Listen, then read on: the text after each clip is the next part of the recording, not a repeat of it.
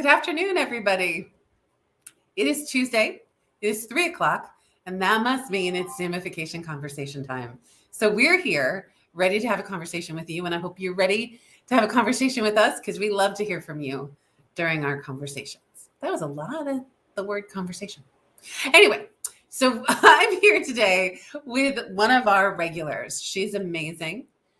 She is a person who truly cares about the safety of her clients and just really the safety of everybody that she knows. We're going to talk today about how to make sure you stay safe in the winter. And it's really a bigger deal than you think. It's not just about heavy coats and gloves to keep your fingers from being cold. There's so much that you have to do to make sure your premises, whether it's your work premises or your home, is safe and ready to handle cold weather. And she knows everything about it. So hang on, because I am going to bring on Stephanie Bellofatto, our amazing returning guest, who is the queen of all things awesome. Hey, Steph. Hey, Jean. How are you? I'm good. So Stephanie works for Servpro of Dutchess in Putnam County. Did I do that right? Putnam and Northwest Southeast Dutchess County. Oh, see, if I would have done this, I could have just read it. There you go. Steph, can you tell everybody a little bit about what you do? Well, good afternoon, everyone. I am Stephanie Bellofatto, and I represent Servpro, and we are a local remediation company. So we take care of everything related to fire, to water, to mold, to crime scene cleanup and biohazard cleanup and cord cleanup, all the kinds of cleanup you don't want to do. Yuck. We do it for you. It's kind of gross, but I'm so happy you're there for people. Yeah. I guess I don't know how we save people from crime scene cleanups. We're just going to hope and pray that you don't have to have that. If you're out there listening, we'll just keep you in our hearts for that one. Yeah, but for sure. There's a lot of other cleanups that we can help them with, right? Absolutely. Absolutely. So you were my queen of information. Can you tell me what the percentages are of damages that happen during the winter? Well, during the holidays, right? So more than 50% of fires that happen in a home happen in the kitchen, right? And during the holidays, all the percentage of fires go up, right? Whether it's you're leaving lit candles unattended, or whether it's you're buying a really inexpensive Christmas tree that's already dried out, right? And that can cause fire.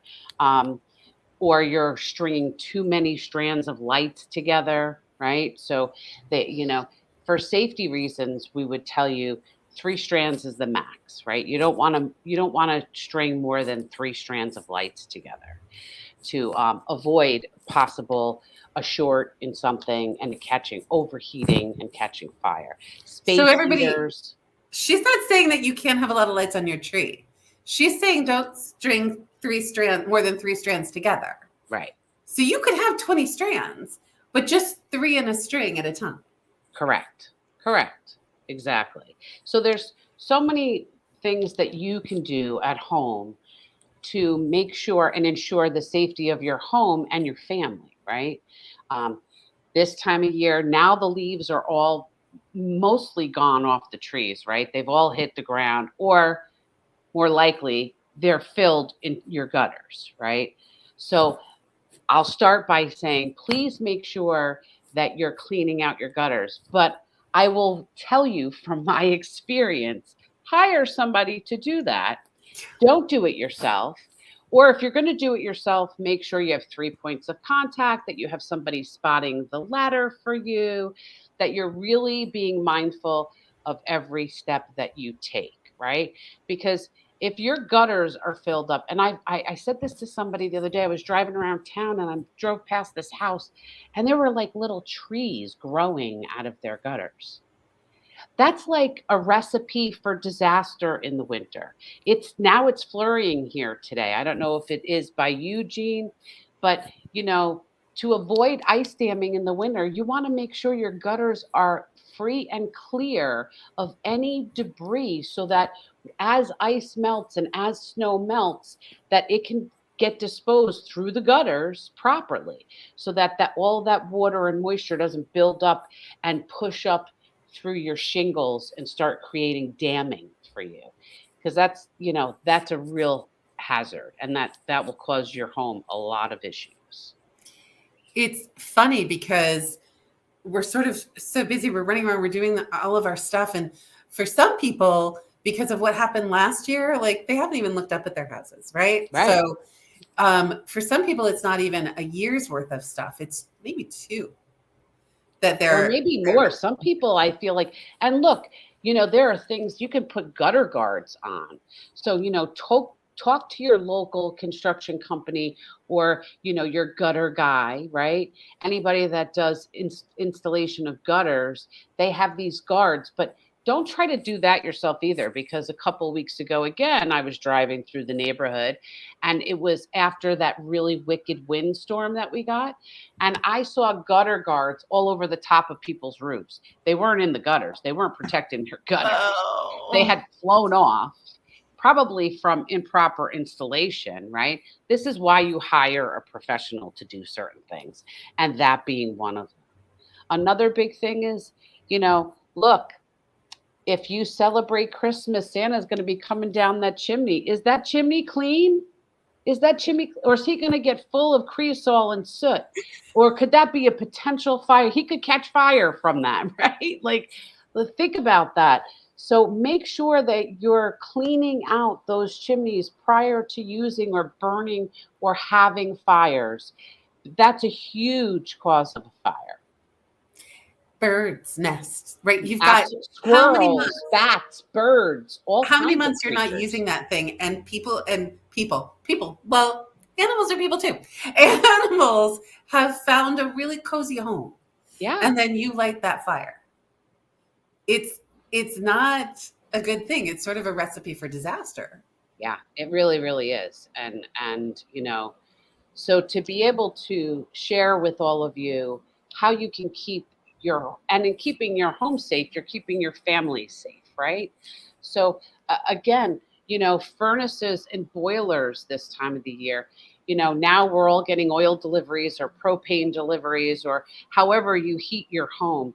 Make sure you're having those systems serviced regularly and cleaned properly to avoid what we call a puffback, right? So when a malfunction happens inside a boiler, it has the ability, especially if you're burning oil and not propane, that oil it becomes soot, right?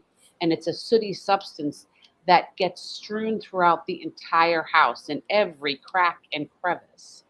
And it really does it's some major cleanup when that happens. So my family has a home in upstate New York, and we hadn't been there for a couple of months. We weren't there for the really cold months.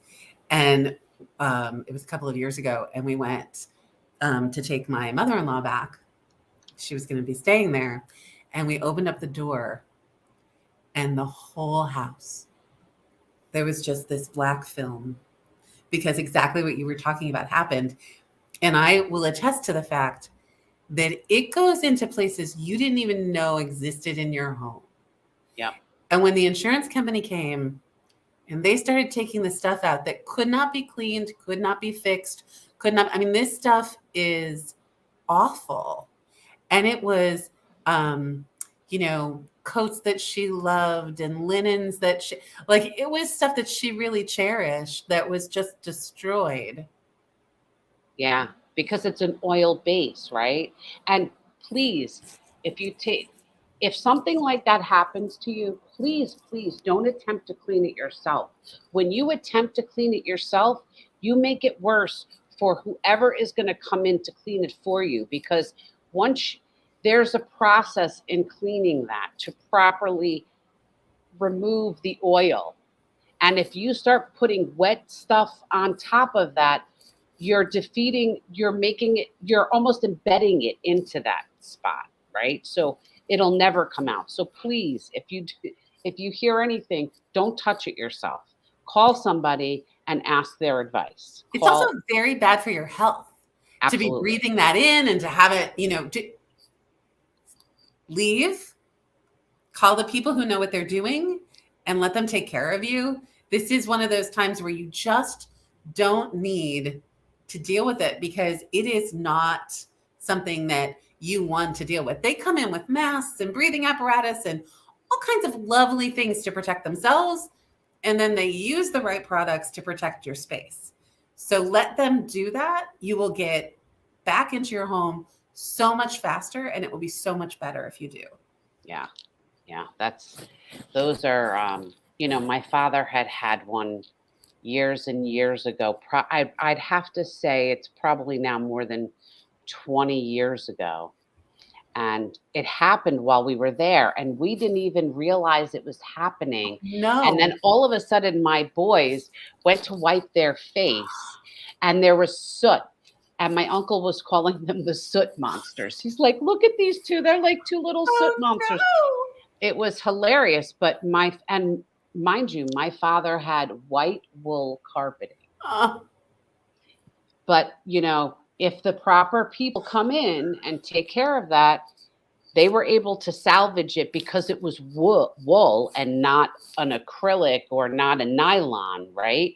So there are steps that you can take, but please be sure to call a professional to help you with that, because that's not something that you should try and even remotely tackle on your own. I want to circle back to the lights for a minute, because you were talking about not stringing too many together, which is a really great thing to know. But also, we have a really bad habit, right, of reaching in the box. It's a comedy routine now. You see it in every holiday movie. They reach in the box and they bring out this like huge glump. That wad of light. Right? It's like a big wad. The thing about that is, after so many years, the connections are loose, right? There's exposed wires. Yeah. That's really not safe. So you know what I have, Jean, just to let you know, I don't have that wad. I have this big, it's like a wheel.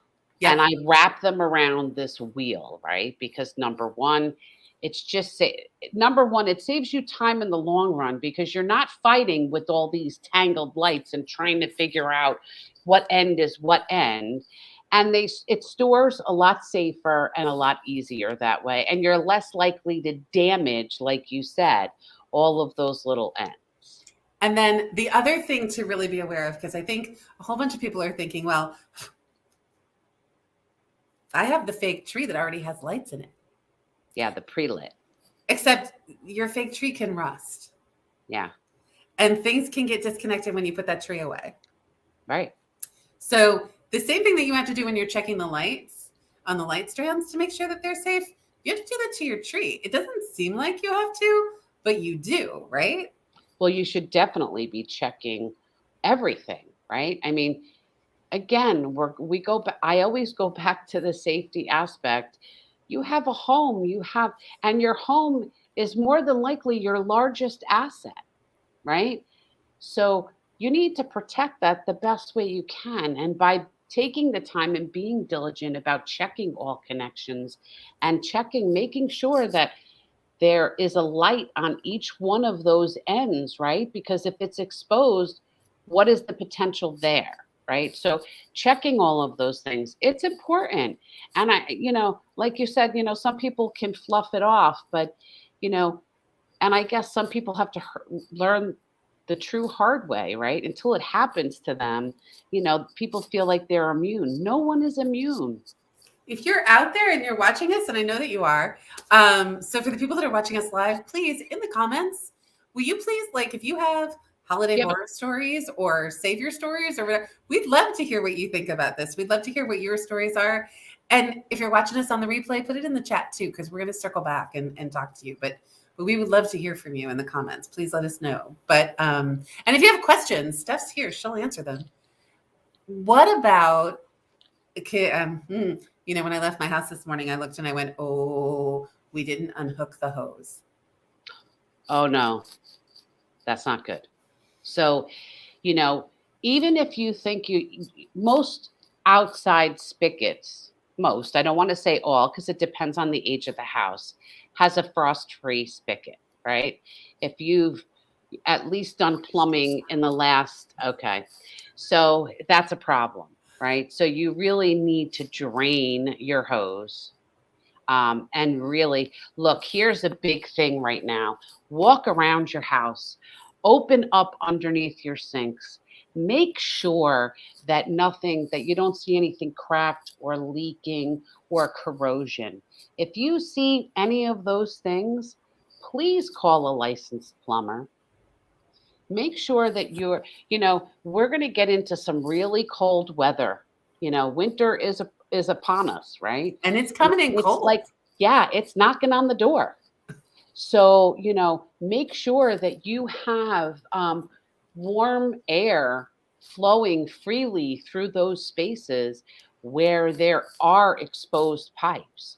And if it gets really, really cold, leave those cabinets open and leave the water dripping just a little bit. But again, be sure that you don't have something cracked or leaked or corroded first. And if you do, now is the time to call in a plumber and have that repaired. Super. And I know this is the pot calling the kettle black. I understand that this is do as I say, not as I do. But I want to say, you probably want to keep those spaces pretty organized, and you want to make sure that you can see the pipes. Yeah, you should always be able to see. Well, in some spaces you can't, right? Like me, for instance, right? I have a crawl space underneath my house, and I can't necessarily crawl under there. But I send my kid down there with a flashlight and have him look over. Right? That's why we have children. That's right. We got to get them to participate too. This is a team this is a team effort, and everyone has to be a team player. So yeah. So it's I gave life to you, so now you go do really gross things for me. That's what we do. But look, your kitchen, sink, you should be checking the plumbing under there. Your bathroom sinks, you should certainly be doing it. If you have areas where you have pipe and you don't have heat in those areas, make sure those pipes are insulated, right? So that you're trying to minimize the likelihood that you'll have your pipe freeze over the winter. Who knows? I heard like conflicting stories for this year. One was it was going to be like a horrendous winter. We were going to get hit with and then just the other day I heard it was going to be a mild winter. Like, who do you believe? I all believe I know, the squirrels. Right. The squirrels have really heavy coats. I think it's going to be cold. And you know what I say? It doesn't matter. Be prepared, right? Whether it's a mild winter. So if you did a couple of extra steps and it's a mild winter, so what? No harm, no foul. But if it ends up being a super cold winter, where if you would have taken those few extra steps that we're talking about right now, and it could have saved you thousands of dollars and a lot of headache, then why wouldn't you take it? Right. It's just a few steps. So as people are turning on their heat, as people are cranking up their heat, what are the things that they need to be worried about? Well, listen, now we get into the season where some people get desperate if their heat isn't working and they start turning on their ovens, and then they're using space heaters. And please don't ever do that. Never use your oven to heat a space. Ever, ever, ever, ever. That you're leaving yourself open to carbon monoxide poisoning.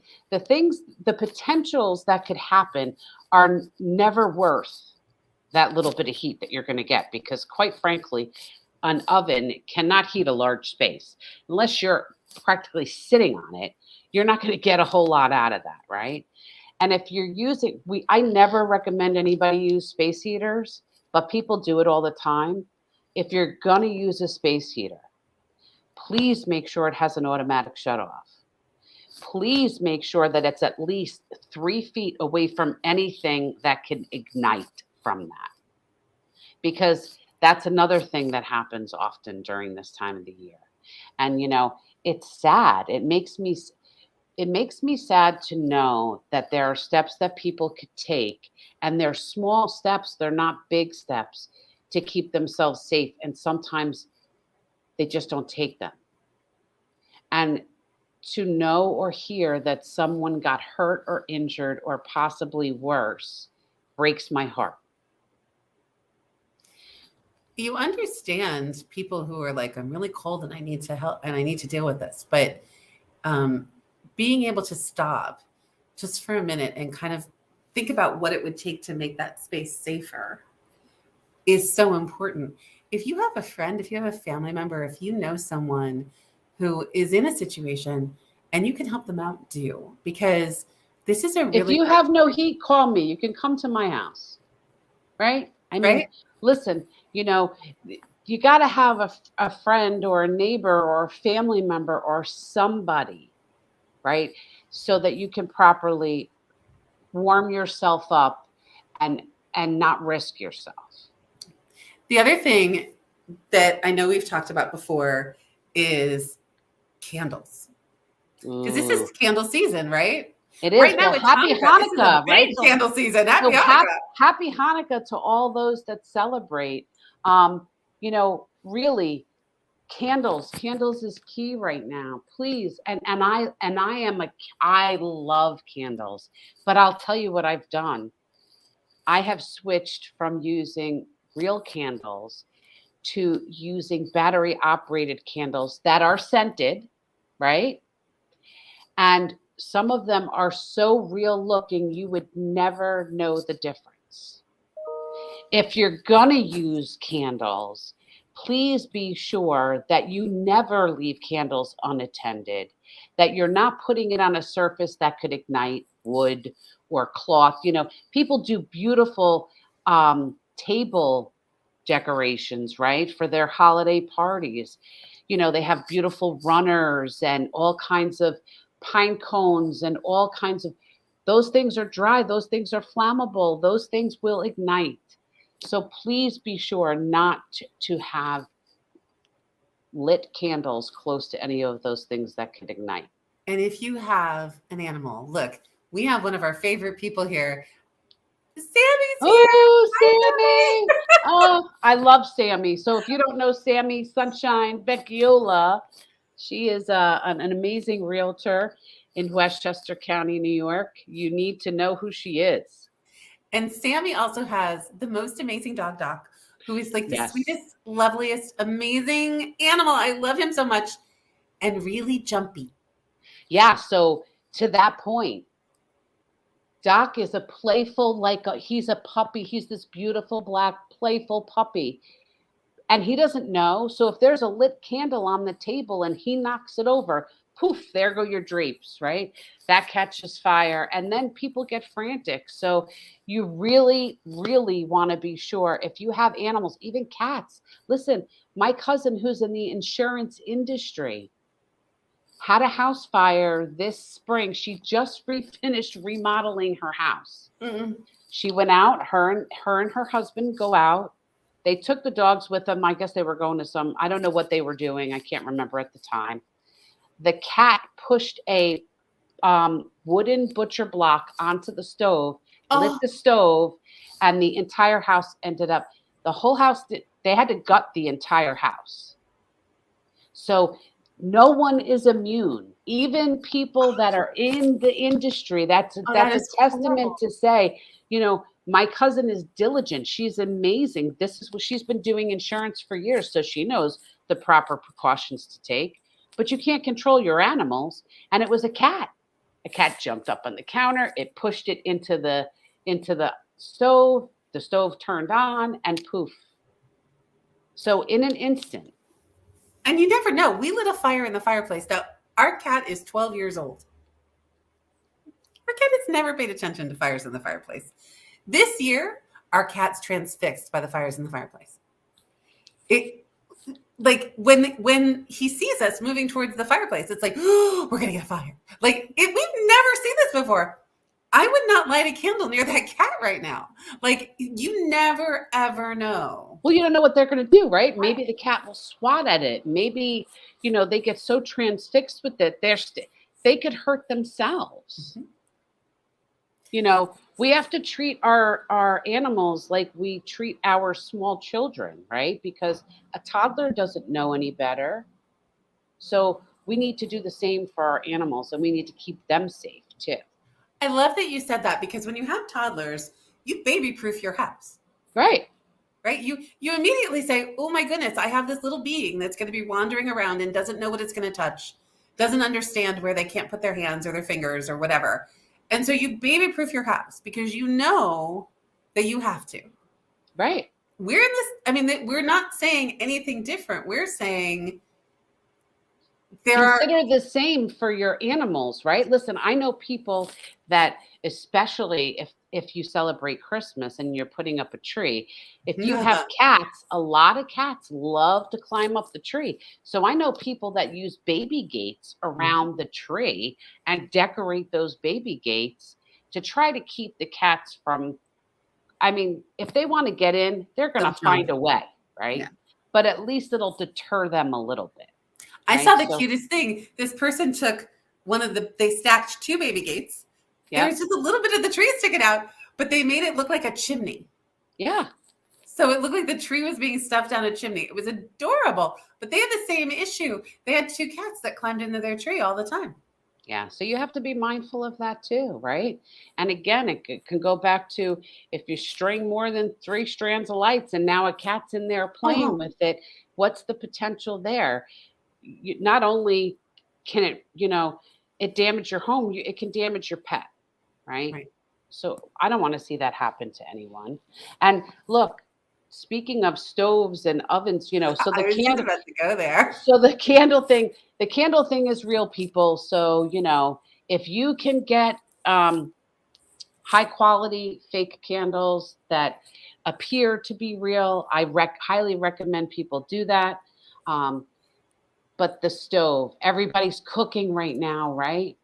Everybody is making these. We just had Thanksgiving last week, right? How many people deep fried a turkey? Oh my goodness, I saw the worst videos. Please, people, do not search YouTube for deep fried turkey disasters. Someone sent me a video and it was horrific. Yeah, it can be really scary.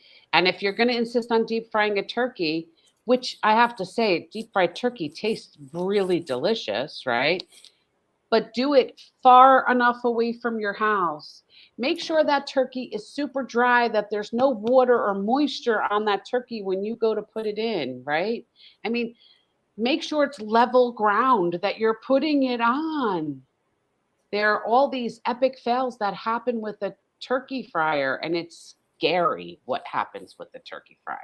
But really scary. I want people to be mindful of their stove and ovens at home too, because you know what? Think to yourself, when was the last time you cleaned that oven? Make sure you're cleaning the oven before you're even doing all this major cooking, because any drippings that happen to be at the bottom, you're giving it more. It's like more matches for the fire, right? It's like all this little kindling, all these extra drippings of things so that more and more can ignite. Make sure you have a fire extinguisher. If you're the one that's doing the bulk of the cooking, and make sure you stay in the kitchen, that you're not leaving stuff on the stovetop unattended. Make sure that you're not leaving hand towels. Ooh, Jean. Hand towels or wooden, I love wooden spoons, but you can't leave them close. They can ignite. So, pot holders, hand towels, wooden spoons, any of those kinds of things too close to the stove, make sure they're far enough away from the stove. And make sure that, look, oftentimes when you have a fire on the stove top, that's not something you're going to put out with water. Ever. Right. You need a cover You need a fire extinguisher. Don't think you can use salt or flour with that either, because that can cause what they call a fire flare up. And then you're going to make it worse. You're not making it better, right? So make sure that you have a big enough lid for the things that you have in case something should happen, so that you're all prepared ahead of time. Oh, look at Sammy. She never thought of wooden spoons. Yeah, a wooden spoon. It happens all the time. So, and I love wooden spoons, especially when I'm making sauce, right? You got to use a wooden spoon when you're making your sauce. But make sure that that wooden spoon is far enough away when you're not stirring it that it can't ignite. Make sure. So now it's the holidays and you're dressed up and you've got either your jewelry's hanging down, you've got No clothes hanging down. loosey-goosey, no loosey-goosey. It's amazing what floats into, the hot spots, whether it's a paper towel that you put on the counter and you didn't notice when you turned around to get something else that it blew onto the burner. It's being conscious of your environment. And look, I grew up with an Italian mother. Holidays are chaotic. There's cooking going on all the time. Everything's crazy. Every space on the countertop's full. But make sure that there's sort of a sanctuary around the stuff that's hot. Yeah. Right? Because things happen so quickly that you don't even think about it. I grew up with a gas stovetop, but I have an electric stovetop now. And you know what happens? You turn it off, and even though it doesn't look like it's hot, you know what it is? Oh, it's still hot. Yeah. And hey, so even like Sammy, so Sammy's on here and she has Doc, right? So when you're cooking and you have animals in the house, especially bigger animals that like my son and daughter-in-law have this huge, beautiful golden retriever. And I went down to visit them and my son said, "Oh, Mom, can you make, my favorite birthday cake?" And I said, "Oh, sure." So I make the cake and it's cooling on a rack. And I thought I pushed it back far enough. And I went outside to do something with my grandsons. I came back in. The dog ate the whole cake, the whole thing. My son said, "Mom, where's the cake?" I said, "What do you mean, where's the cake?" I pushed it back. He goes, "Oh, no, Ma, the dog ate the whole thing. The dog will do that." And I was like, and I don't live there, so I don't know. The dog's okay, right? The dog was totally fine, totally fine. But, here it was. I had to now remake a new cake, right? See, he's a bad kitchen counter thief. So you have to be sure that you are pushing things of high temperature out of the reach for those dogs or animals that are kitchen thieves like Doc is. Look, they're curious. That's what mainly it's about. It's like, what's going on in there? I have a little 11.5-pound dog, and he'll follow you. If he hears a crinkle or something going, he's like, oh, he needs to know what's going on. And some of some of the foods that we cook, if you're cooking with garlic and onion, like that is really bad for dogs. They cannot have those things. Chocolate is really bad. Chocolate, I've had that experience with my dog too. He got into chocolate. So you want to, holiday candy. These are things to be be safe with too. If you have toddlers around, I love that hard holiday ribbon candy. But if you have toddlers around, that's a choking hazard. Like, make sure, because they're curious too. They just want to know what's in there, right? Oh, I gotta say this. I'm so glad you said that. If you've got toddlers around, look, I have Lennox ornaments. I have all kinds of different ornaments. But if you have toddlers, as much as you love your glass ornaments, because they are going to grab, they are going to fall, and there's a real potential that they will get cut because they're just bright and shiny. Yeah, they're pretty, right? It's fun to listen. And here's another tip too. And I had this experience years ago. I didn't tie my tree up to the wall and pin it, right?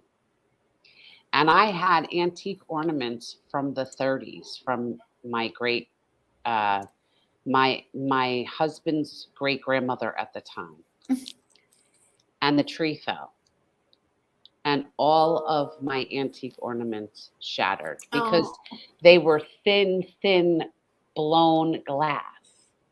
They were gone. And I just sat there in oh, this pool, right? My kids, one was on one side of the room and one was on the other. And I was like, don't come in here. And I just sat there and cried because I thought, you can't even replace these things now. I know. So, be mindful of those little things. If you're going to have a real tree, tie it up somehow to ensure that if the dog, right, or if the toddler goes to knock it over, that it can't fully get knocked over, right? They might break some ornaments, but it's not going to be a real bad situation, which it could certainly turn into. I think these are all amazing tips, and it's mostly just probably a lot of it's common sense, but we get so busy during the season. That we forget sometimes. We just forget. Or It's sometimes not we just say, well, is it really going to be that bad? Look, it's just going to be 5 minutes. right. Right. Right. I'm only going to leave the candle lit in the room for 5 minutes, right? I'm only going to do this for 5 minutes. Let's, look, and I'll even go as far as to say, make sure your car is prepared for the winter. Do you have a set of jumper cables in the back of your car if you get stranded somewhere and somehow you can't get the car started? Do you have one of those like crank radios? And do you have a blanket? Like certain things you should keep in your car, an extra set of clothes. Like, listen, if you get stranded and it's snowing and you're trying to dig yourself out and you get saturated, you want to make sure you have an extra set of clothes in your car that if you have to, you can at least have dry clothes on, right? It's these little things that because we're in the hustle and bustle now of the holiday season, that we're not being as mindful that as we normally would be or should be, right? Oh, I forgot to say something. I want to say this. A really good friend of mine lost her house because she had left and someone was helping her straighten up, and they put like a whole stack of her kitchen towels in her oven. Yeah, they were helping her clean up for the holiday. And so they put it in the oven. They're like, well, she's not going to use the oven. So they put it in the oven.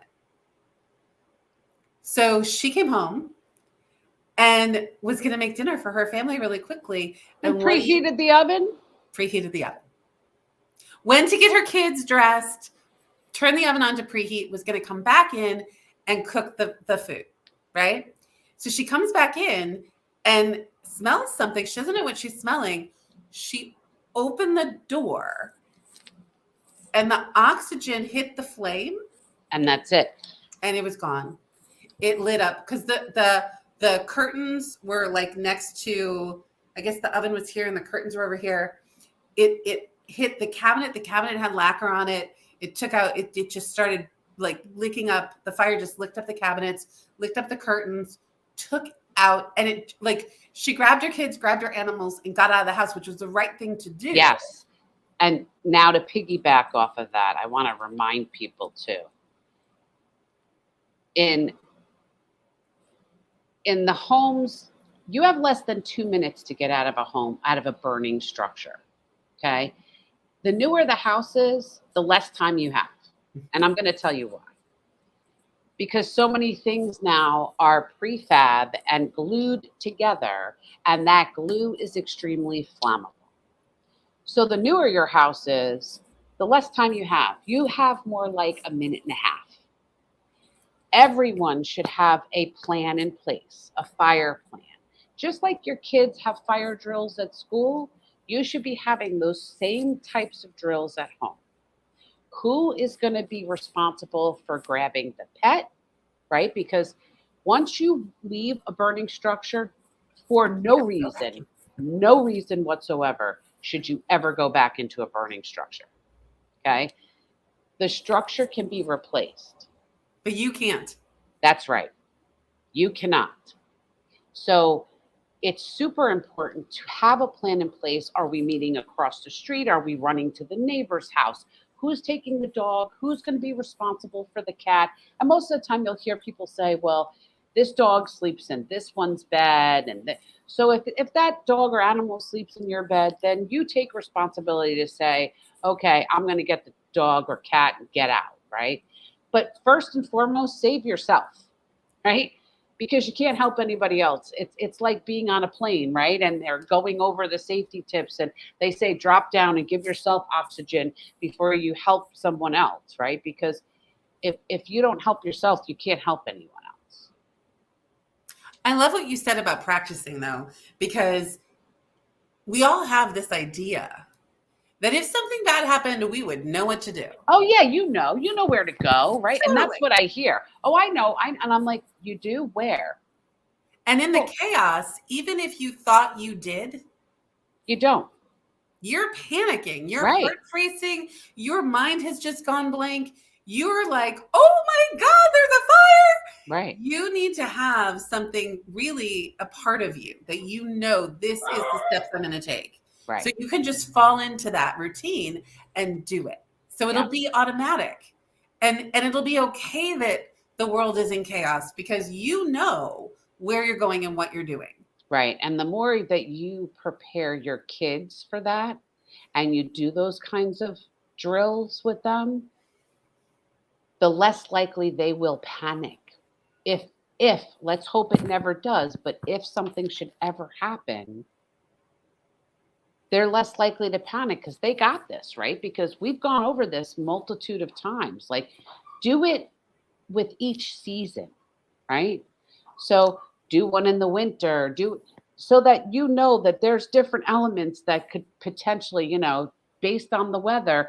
If it's in the middle of the winter, you're not, you're going to try to make sure that you could put you're going to run out of the house, right? But you want to try to, leave something warm close to your bed, right? So that if you have to, you can at least wrap yourself in something.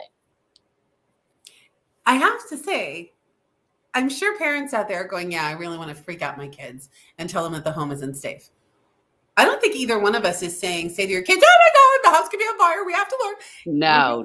It can be, we're going to have fire safety monitor time. Who wants to be the fire safety monitor today? Like, It can be a game. It can be. You can make it fun. Right. You can make it fun. There's ladders. If you live in a 2-story or 3-story, there's roll down ladders. You can practice with those. There's things that you can do to make it fun for your children. It doesn't have to be scary. It's not about scaring them. You don't want it to be scary. No. You don't want them to like go, I have to be panicked about this. You want them to say, I know where to go. This is cool.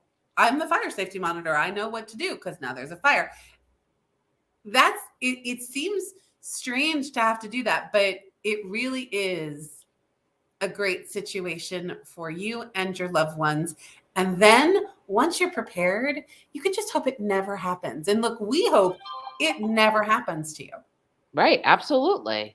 But, it's like anything else. Our kids feed off of our energy. Right? So if we don't show fear or panic, they won't be feared or panicked by it. It's like, Jean, I think you and I had this conversation a while back. Like, I was at a girlfriend's when the kids were little and my kid wiped out on his bicycle and, and all the other mothers were like, aren't you going to grab him? I'm like, no, I'm not. I'm going to wait for him to react because if he just sees me react and freak out, he's just freaking out because I'm freaking out. Yep. So if I do nothing and wait for his reaction, then I'm getting the true reaction of how he feels in that moment, right? He's not feeding off of my energy. And they learn so much. Anybody who's paid attention to the Zoom-i-Fication conversations, if you've been with us before, I know I've said this a couple of times, but a lot of moms thought I was completely crazy when my kid would fall down. And inside, I was going, oh my God, we can feel that. But outside, I was like, what's up, honey? Right. Are you good? Thumbs up. And the kid would stand up and I'd go, are you hurt? Is there any blood? Any like, are we good? And my kid would go, yeah, I'm good. It's fine. And then they go play, right? Right. And it got to the point where if my kid fell down, he'd stand up and he'd go, no blood, I'm good, I'm going. Right. And but that's true, right? I mean, we teach them how to react to things. So if we're not, if we make it a natural thing that this is the natural thing that we do to keep ourselves safe, they're not going to think anything other than Yeah. that. So don't freak them out. Make it a game. Make it fun. You know, who's going to be the inspector and who's going to keep time to see how long it took us to get out of the house? And let's see, can we beat that time? That's the important part. And then your children understand that you care about their safety. Yep. And they learn how to care about them safety. They have, that was almost English. And they learn how to care about their own safety. Right.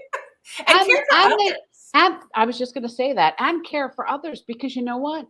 If your kids are doing it and they share it with their friends, then it becomes a chain reaction, right? Especially with kids. Like sometimes we can tell our kid the same thing over and over and over again. But once their peer says it to them, then all of a sudden it's like, oh, yeah, I'll do that. But we've been asking them for months to do it and they couldn't be bothered doing it for us, right? But it wasn't someone in their peer group telling them. So sometimes that's what it takes. My kid's in college now, and all of the things that I asked my kid to try to eat, like, you should try this. You should, yeah. All of a sudden, I'm like, I'm hearing, could you make, cabbage? I'm like, what? What did you just say? Yeah, see, it's funny, and it's funny with each one. It's different, right? Like my older one, he was not into trying new things. My younger one, he was the most adventurous eater. He would eat anything. He brought sardines to school, and he didn't have a qualm about it. And I would say, "Are you sure you want to do that?" Like kids at school, he goes, "I don't care." He got kids at school to eat sardines with him. He's like, you can't make fun of me unless you've tried it yourself. If you've tried it and you don't like it, you can say you don't like it, but you can't tease someone. Have you ever eaten it? So again, there's the logic side of it all, right? But it has to come from their peer. But us as mothers, we want to protect them. That's why I was like, are you sure you want to bring that to school? He was like, yep.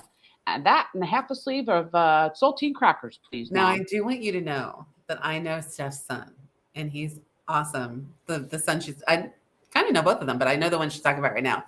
And I would like you to know that the way he tells the story is, my mom was so crazy. She used to pack me sardines for lunch, but it was. I just want you to know that's what your son said. No. He would say, can I bring that? And I'd be like, yeah, you want to bring that? Yeah. And he did. He ended up getting like half the class to at least try it. And eventually it would be like, I think it was like 4 or 5 of them that actually really liked it, that he sat at the lunch table with. So, hey, you never know, right? You got to be open to trying new things. Which we would like you to try to be as safe as possible. I'm going to wrap us back because we're closing out the hour, but I do want to say it seems like it's something you can put off, but there's so many things you just can't. One of the things we were talking about the dryer, right? Dryer vents. People, please. I'm begging all of you. Just don't think you can pull out the lint filter and scoop out the lint filter and that's that. No way. You need to go in and from the back of the dryer to the outlet of where it vents out to and vacuum in there and clean it. And if you can't do that, hire somebody that can for you. That's a huge, huge potential fire. I can't remember who said it, but someone said that they didn't vacuum it this way. They blew it that way. Like they blew it out. They blow it out. They said the stuff that came out was unbelievable. Crazy. You could vacuum it, brush it. It's all flop. Yeah, it's cotton, right? It's all material. It's, look at your clothes. So, it's pooling and it's making this big, and you'll notice. So if you notice that your dryer is taking longer to dry clothes, that might be the reason why. Might have nothing to do with a malfunction in your dryer. It has to do with the fact that you haven't cleaned out that vent. Clean out those vents to avoid having a dryer fire. And especially now that, in the winter, the air is drier, right? We don't have the moisture in the air that we have during the summer.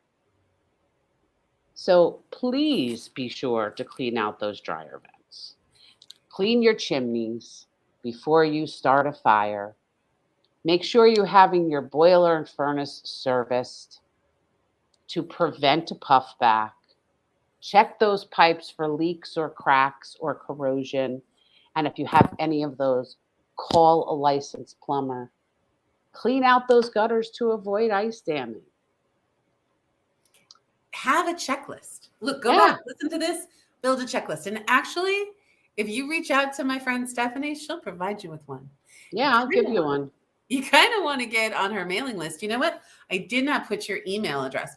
Your email address is Bellofatto at Servpro, NWSEDutchess.com. There you go. So if you want to get on a mailing list where all of this information is discussed for you and all of these really amazing, helpful hints are ready and available, and it's really, I want to say, do you do it once a month? You do it once a month, right? I usually send out a monthly email specific to what may be going on in the environment at that time, right? So every month it's a little different. Like in the month of November, it's, preparedness, winter preparedness month. And, each month there's something specific that I'm talking about, right? So from month to month, it will change, depending on the weather, right? Sometimes I talk about mold and how to avoid mold and, things you can do there. Each month, it's certainly something you can take with you. It's something to hold on to for your safety, and it's always safety related. It's how to avoid needing some of the things, Right. how to being mindful so that a disaster doesn't happen to you, but knowing that if it does, I'm here for you. And all of that is so incredibly important. If you can avoid it, do. If it happens, make sure that you have really great people to help you take care of it. And one of the best people is Stephanie. She is Thanks. awesome. And I looked back. We did this last year. We did the exact same thing last year at this time. We're pretty committed. Oh, to we making did? sure that we did. We're pretty committed to making sure that people get through this time safely. Well, because I want you to be able to enjoy the holidays, right? I can't tell you how many people have tragedy during the holidays.